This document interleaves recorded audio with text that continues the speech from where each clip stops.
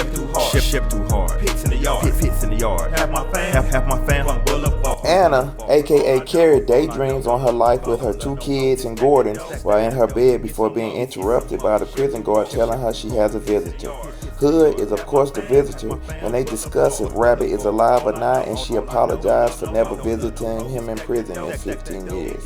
In the Amish country, we see a young Amish boy Solomon, who is Rebecca's brother, and a young Indian girl Lonnie Clary sitting in the field discussing their plans to be together and lead their respective lives. Just as they make out, the young girl is brutally killed and Solomon is kidnapped. At the murder scene, the crowd develops with the Kanoho Indian tribe blaming the Amish for the murder as well as hiding Solomon.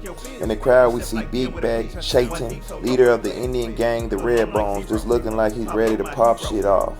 On the other side of town, we see Proctor teaching Rebecca how to shoot a gun before Burton interrupts the training session to let Proctor know his nephew Solomon is missing.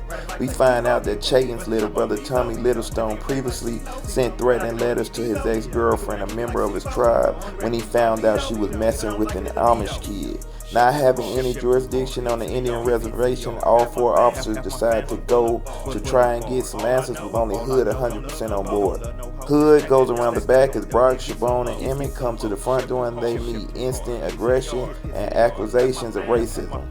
Hood, popping up behind the crowd like a ghost, instantly encounters Chaitin, who tells Hood not only does he not have any right to be here, but proceeds to tell them how his white clan stole all of their land before he attacks Hood, manhandling him before the other officers barge in and subdue the other residents. Hood is about to get stabbed up before Brock and Shabone tase Chaitin, allowing Hood to choke him out. As Chaitin is brought into the police station, we see what looks like a teenager posted on the wall smoking a cigarette, only for him to come in and ask for Hood.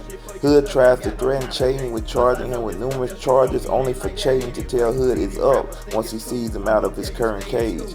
I think you should take him serious, Mr. Hood.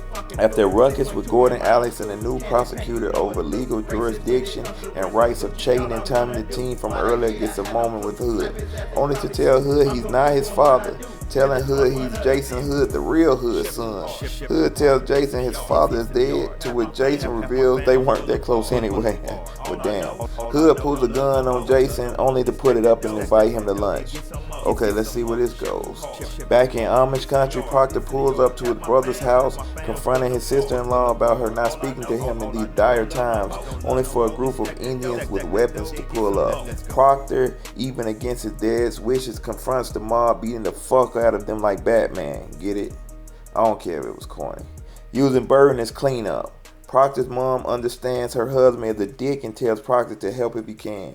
Jason tells Hood he is basically on the run from some dangerous people.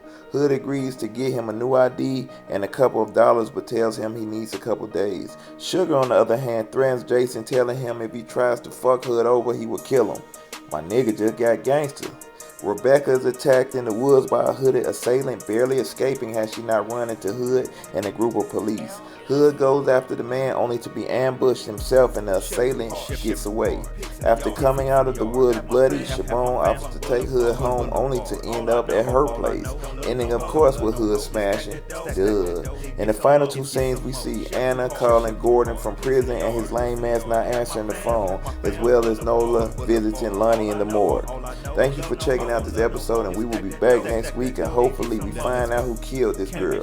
And remember, this is Nacho Media, the big one, not the little one, and I'm out. Leave you dead like Freddy. Stacking it fetty.